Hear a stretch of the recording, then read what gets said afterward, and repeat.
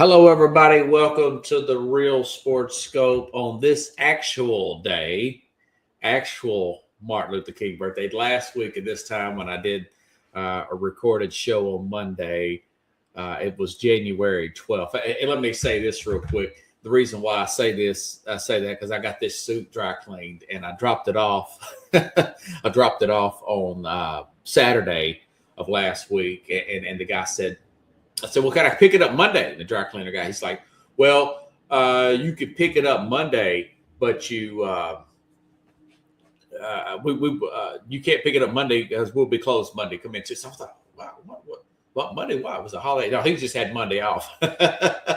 So I said, it must be Martin Luther King Day. So I was a week off. Today is January 19th, Martin Luther King Day, and it is 5:36 a.m. Central Time, here to talk about the divisional weekend, crazy games. I know I'm going to get to that with that Buffalo game as well. Falcons upgrade. I ain't saying it's a home run with Kevin Stefanski, but it is an upgrade over Raheem Morris there at coach. So, and of course, Titans, for some reason, let Mike McCarthy walk out of the building without a contract.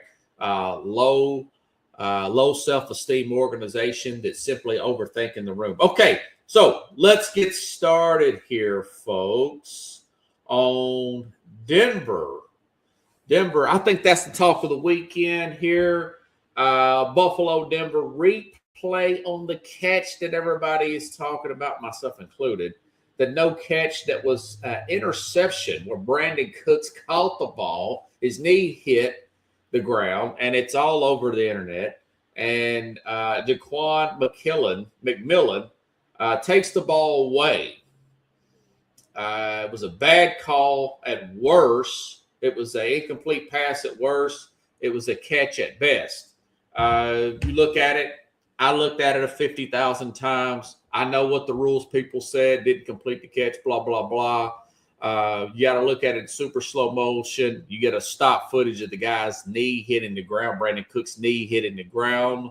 That's an overtime catch. You go from 3rd and 10. That's a long pass, and it put them like on the 20-yard line. Basically, they're going in for the game-winning field goal. The game is essentially going to be over there for the Buffalo Bills. People call for investigations, and when the lead ref is the ref there, they have like a 10-2 record or something like that. I was reading all kinds of stuff online about this game. Let me say this. Buffalo had 5 turnovers in that game, folks. They had 5 turnovers to 1 for Denver. So you got to look at it from that perspective.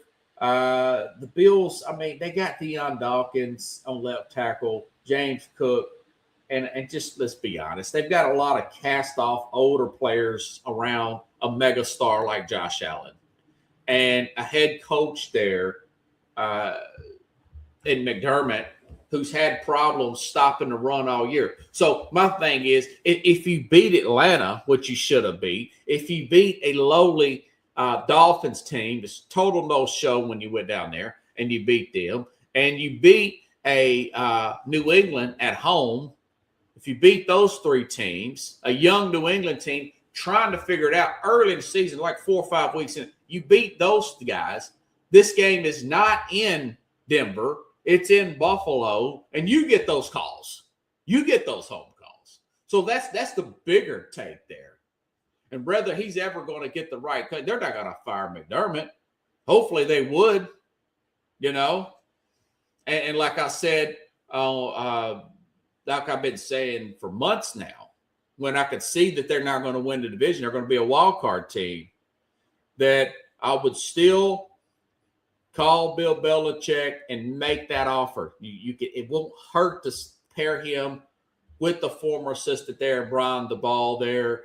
Let Brian DeBall run your offense, work with Josh Allen like he did before, and bring Belichick in to run the league. You think Belichick wouldn't want more than anything in the world to stick it back to Robert Kraft and beat them in that division, which they're looking now. Robert Kraft's looking to be going to the Super Bowl with Drake May now.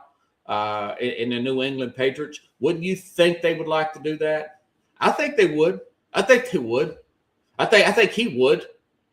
But they're not going to do that. They're just going to sit there and keep McDermott. They're going to be a happy-go-lucky organization, and Allen's going to probably spend the rest of his career there, and it's going to be not even a Jim Kelly situation.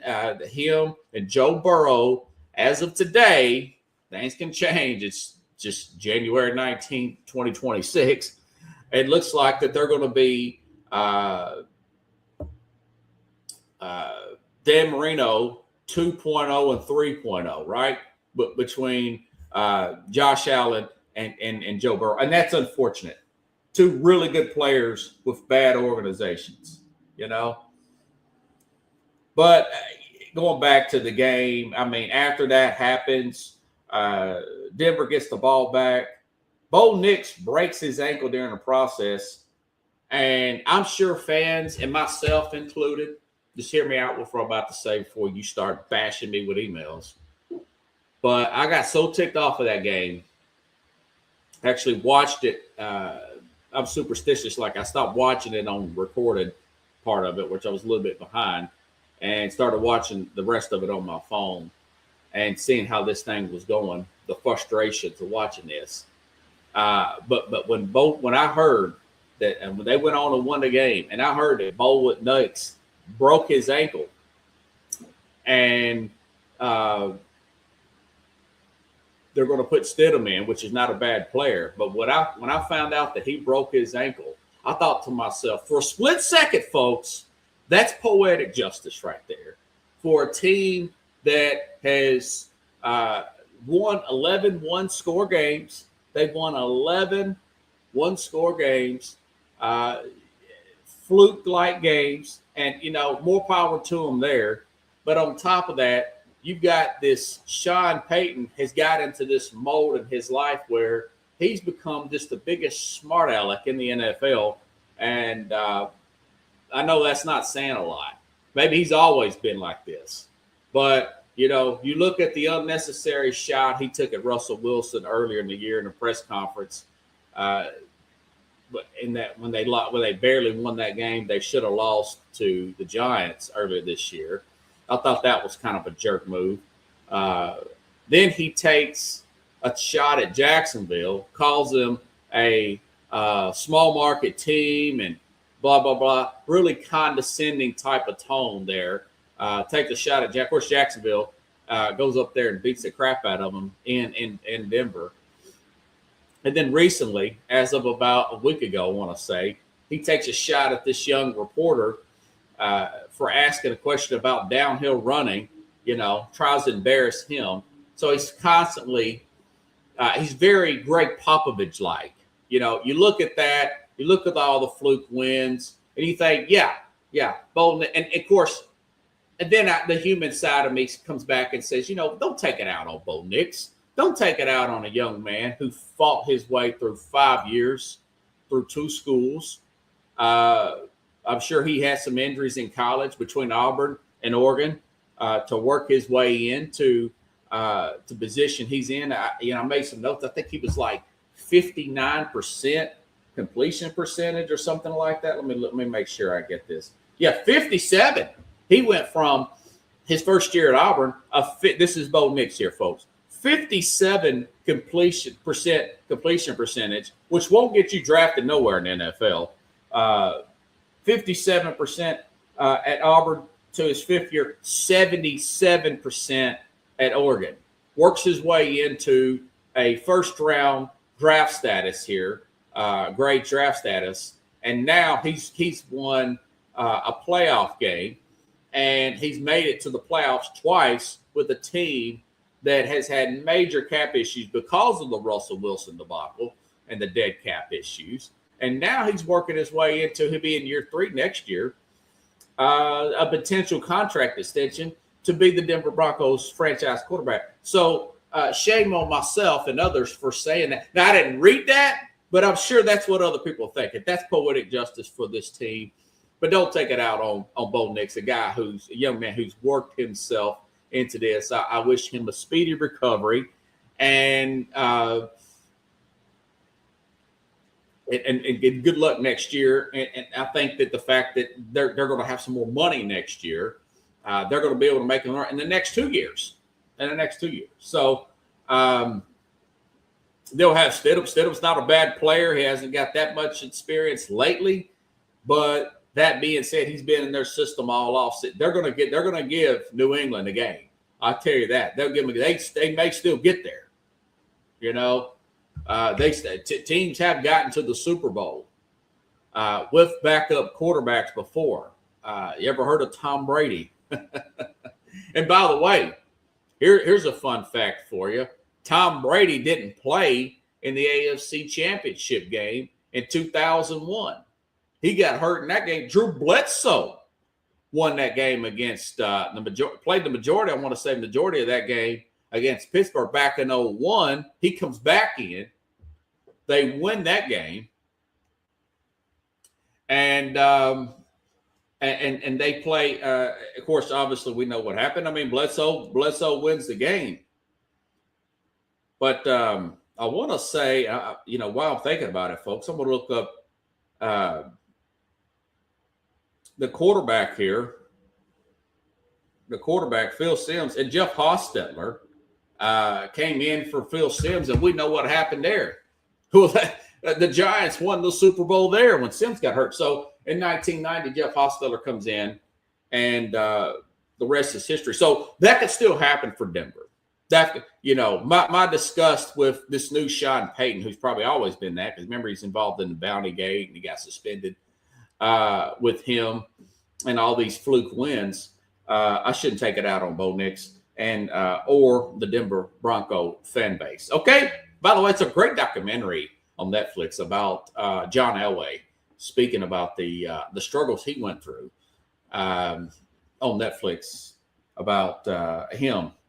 Arguably one of the greatest prospects of all time in NFL history. Okay, now let's see. We'll go back. Going in order of the way the games are played, folks. I mean, San Francisco, Seattle. I knew this was a little bit of a hot take to say the least, being 7-point underdogs with the Niners playing at Seattle. But I thought with Trent Williams coming back and as good as they played against the Eagles, along with Ricky Pearsall, a few other players that did not play in Week 18, and the fact that Sam Darnold had this oblique injury, it was a 13-3 game. You put all that together, and I'm thinking to myself, okay, I'm calling for the upset. The Niners, with their experience, they're going to go up to Seattle and upset, pending a special teams and defense play. Well, Rashid Shaheed runs the opening kickoff back for a touchdown. 3 turnovers there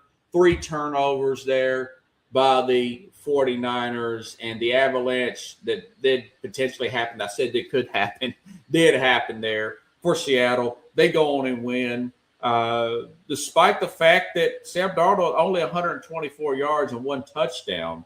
So now they're going to host the AFC Championship again. That place will be rocking come next Sunday. Okay. Wow. Cannot wait for these games. They're not going to be great, but I do think they'll be good. All right. Now, let's see. Houston. Okay. A lot of talk about Stroud, CJ Stroud for Houston, having his share of turnovers. A lot of fumbles there going back to the Pittsburgh game. You look at the fumble, they end up getting them back, but he fumbled like crazy there in the Pittsburgh game. Of course, he had the 4 interceptions this particular game. Mind you, of course, Trent Brown didn't play left tackle, and you say, well, he's in and out all year, or out and in. They've had problems with their offensive line, even coming into this season. I remember thinking, I think I may have said this on the air, that just trading away Laramie Tunsil like that to Washington in the offseason and putting in these other guys, filling in off. And I thought, I don't know, man. I know they went heavy on defense, and you saw it. They had the league's best defense. That may catch up with Stroud. They had a new offensive coordinator. They moved off Slowick last year. Didn't expect a lot. Didn't pick this team to even get to the playoffs. Well, they end up getting to the playoffs, winning a playoff game.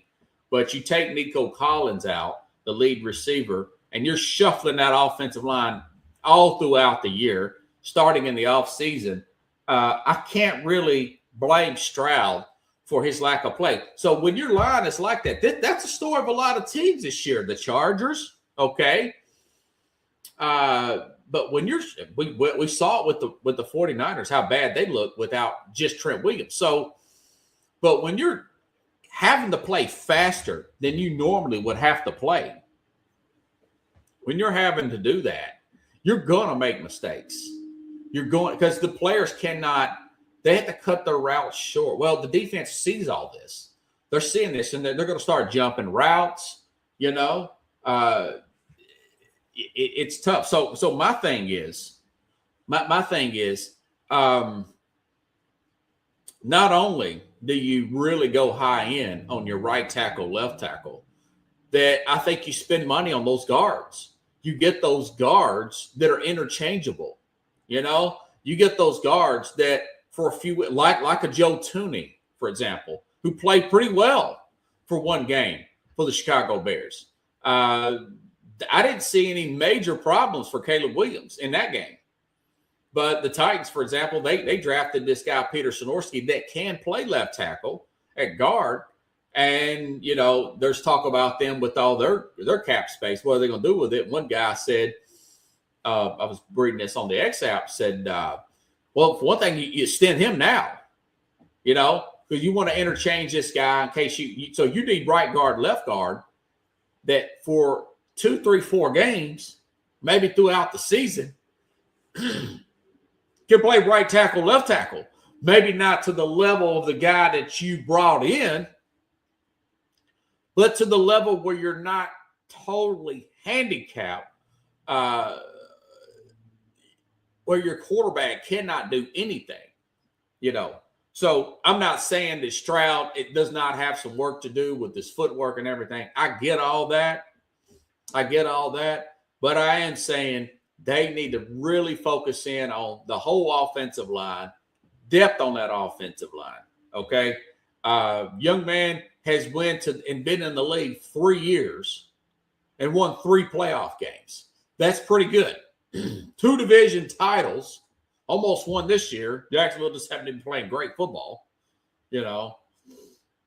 But they won those 2 division titles. So that's my take on that. And you know, as far as Drake May is concerned, hey, listen, the guy's been playing at a high level all year. I said this before the game.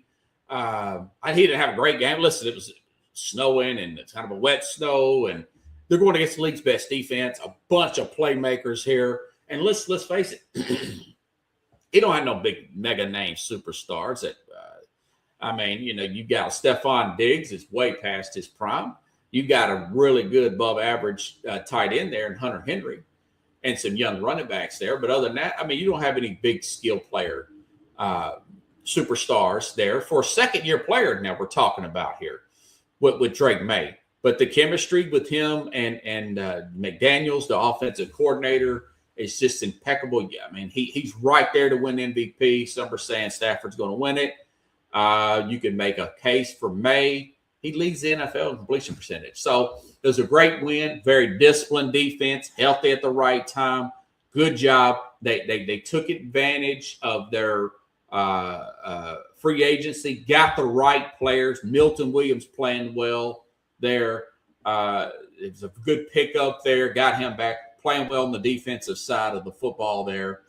And now this team has a shot to get back in the Super Bowl. The Patriot haters are really upset about that. But it was a good win. We'll see what happens. It ain't a given they're going to go again. Like I said, it's not a given they're going to go to Denver and get the win. But I do like them right now to go to Denver and get the win. Okay? All right. And most people would. I'm sure they'll be favored. I have not looked at the spread this morning. Okay. Chicago So what looked like to be a high-scoring game, despite the cold and snow, Rams hung on after a great first drive.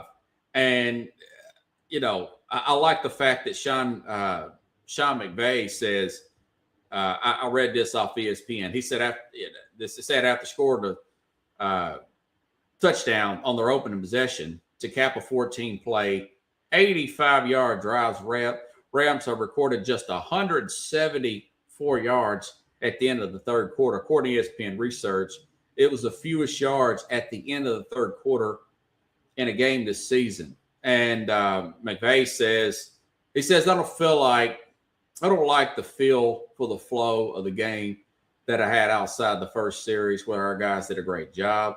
Definitely it kept us in despite of the poor job I did for our group. But like I said, I'm genuinely grateful for this group and finding a way to stick with it and to overcome some bad coaching. He said, hey, listen, I coach bad.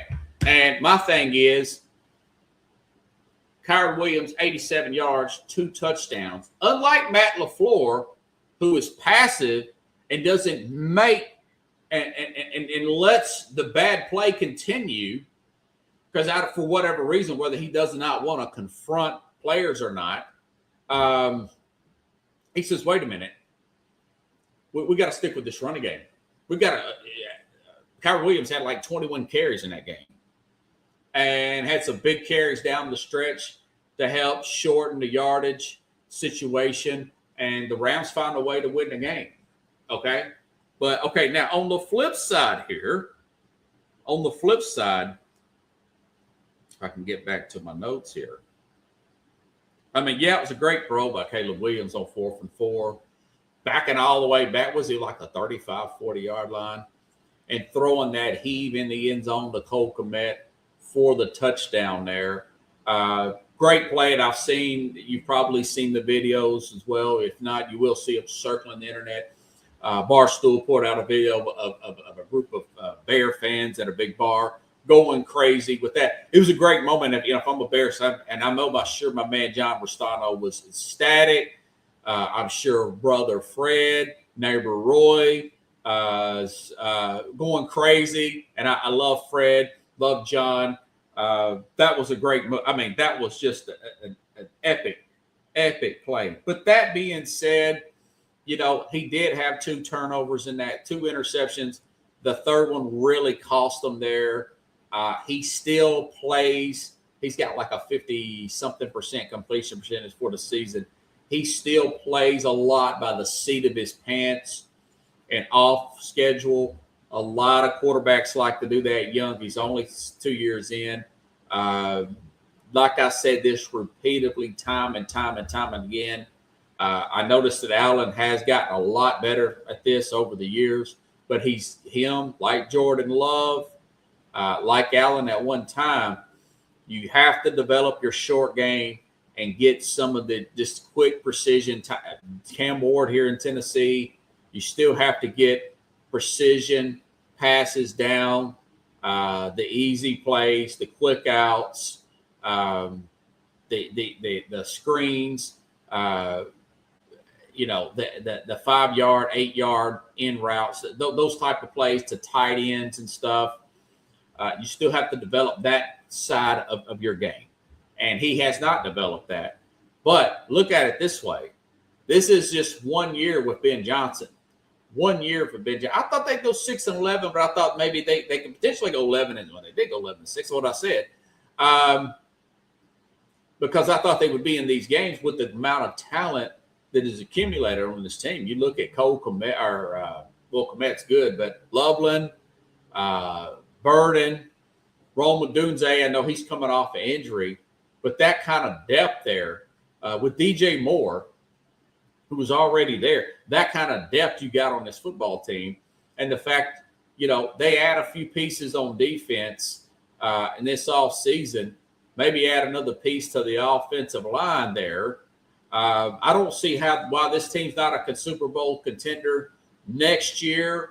In the next 3 years, a really strong 3-year window for this team to get to the Super Bowl. And a lot of it is keeping Caleb Williams healthy, and developing his short game and developing the intermediate passes, his short game, getting the easy stuff down, not trying to do too much here.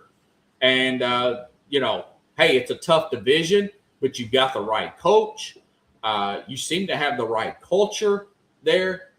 He's a little bit cocky for my liking. A lot of quarterbacks are. But hopefully he'll take that next step there and grow.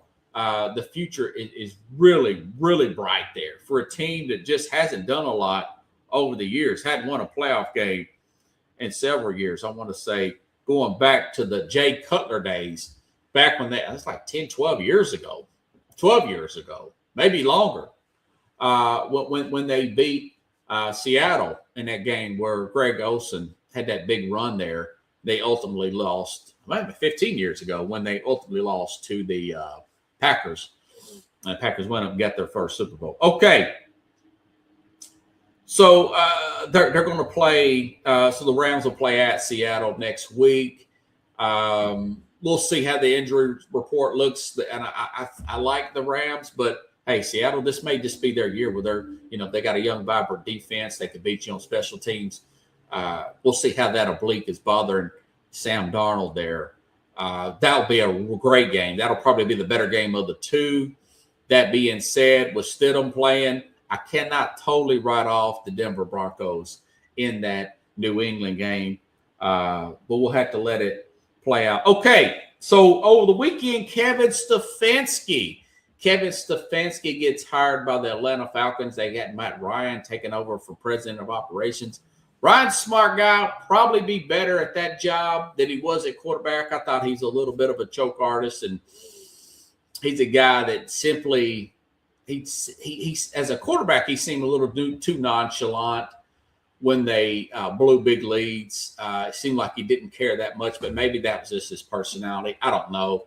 But Stefanski is an upgrade over Raheem Morris. He's got some pieces to work with there. I mean, you've got a good offensive line there, not an average. You got a good offensive line there. You've got Bijan Robinson there. You've got some pieces on defense. You got a team that was playing well down the stretch, and Kirk Cousins is going to adjust his contract there.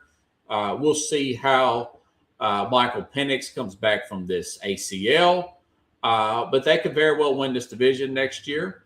I'm not in love with his scheme, but again, it's an upgrade over defensive background, Raheem Morris there. So good hire, not a great hire for Atlanta, but we'll see how far they go. I think that they're in position to get the playoffs. I don't think they'll get the Super Bowl with that team, but hey, you just never know. You get the right pieces. Other people get injured. You get a break. Things happen there, folks.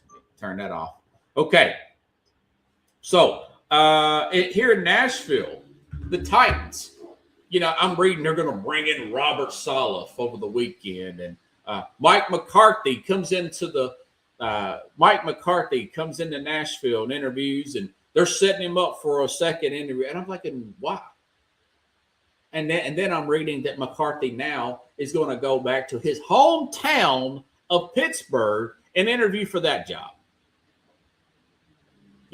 Tennessee, they continue to get in their own way. Amy Adams Strunk takes a step back, supposedly, from the articles I'm reading, Athletic or whatever. And that's the owner. And now, with this Mike Bawarzi guy, who has a connection to Green Bay, with Mike McCarthy, with the fact that Tennessee is indeed in need of an offensive-minded head coach, a stabilizer, a Super Bowl winner. Why not? Why do what the Giants did? Do not let him leave. Hey, we got this process. We're going to bring in all these people. We're going to do the second, third interview. That's great if you're hiring like 25 people or whatever, or if you're hiring like, a bunch of young men that all have the same kind of qualifications for the job, young coaches or whatever. But when you've got a guy like that, you say that publicly, but privately you say, okay, we got our ace in the hole here. We need to not let him leave and give him the 5-year contract. But don't overthink the room, Tennessee. Hopefully this will work out and you'll still get to find a way to get Mike McCarthy. And this idea that you need to hire a coach who's going to be here 10, 15, 20 years is ridiculous in the NFL. When you've got 7 to 10 coaches, geez, I mean, I would move off McDermott. I would have moved off of LaFleur. That would have been, 10, 11? I can't even keep up. A third of the league practically gets fired every year.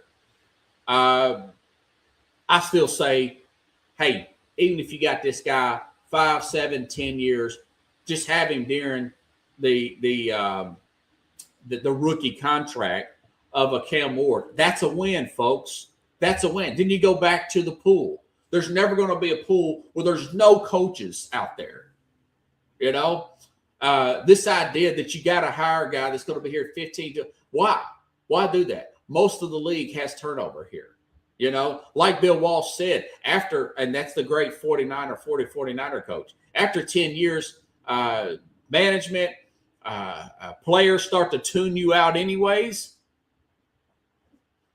You know, I just think this is a league that particularly with head coaches and particularly these high-end wide receivers, these diva wide receivers, start thinking about coaching and players in shorter increments. You know, you sign a 5-year contract. Why sign? I mean, you know, the guy's 62, 63 years old. If you got him 5, 6 years, just go out and get another coach. But if you win a Super Bowl in 5 years, the fans are going to forgive you. They're going to forgive you. Okay? It's not, instead of going out here and saying, we got the younger guy that's going to possibly lead us 12 years, and you got the wrong guy, and you got, which what they've been doing most of the time, other than Mike Vrabel. I still say they should have worked it out with the whole control issue with Vrabel. But that's history now. Now he's about to go to the AFC Championship game, potential Super Bowl. Just get the right coach, in other words. Get the right coach.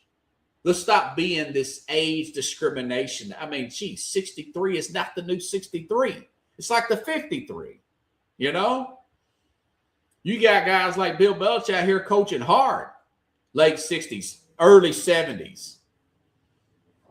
That's Nick Saban, you know, was in his 70s, late 60s, winning a national championship with Alabama.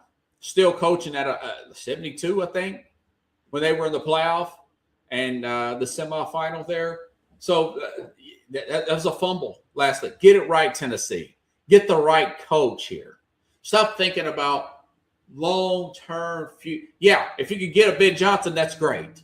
But there's not to. You got to look at it from the right perspective, saying there's not a mega star coach out there. There's not a mega star potential, and a lot of people wanted Johnson at the time. The young mega star. Just take the right coach there at the right time, because you've already had the young coach. You already had the young coordinator, and it did not work out. You know, go with the offensive guy who's got the right pedigree in McCarthy.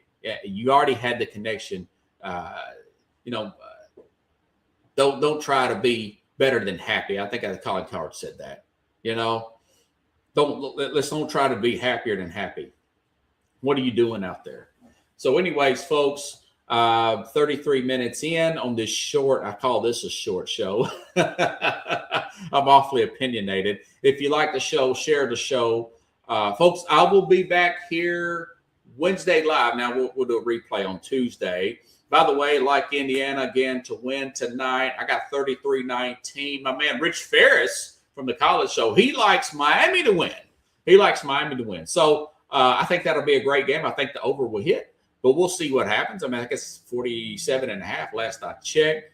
It wasn't 8.5. Now money's came in on Miami, and now it's a 7.5 point spread. So that'll be interesting. But again, Wednesday, I'll go into more detail with these coaching hires and maybe a little bit more opinion on these particular stories and whatnot. And of course, 30 minutes into the program, Ralph Williams who's I think it's with the Sports Corner, but he's got multiple shows, a radio show up in the Pittsburgh area. He'll be back on the program to talk about the Steelers hiring process and Mike Tomlin. So stay tuned for that live show. We'll be back on Wednesday. Of course, Thursday I'll be back here live with the Mad New Yorker. We'll get his take, and we'll talk about the AFC NFC Conference Championship game. So have a good actual Martin Luther King Day. Enjoy. A lot of these NBA games are pretty good on Martin Luther King Day. So enjoy the holiday, folks, and I'll have a good one, and I'll see you live here Wednesday on The Real Sports.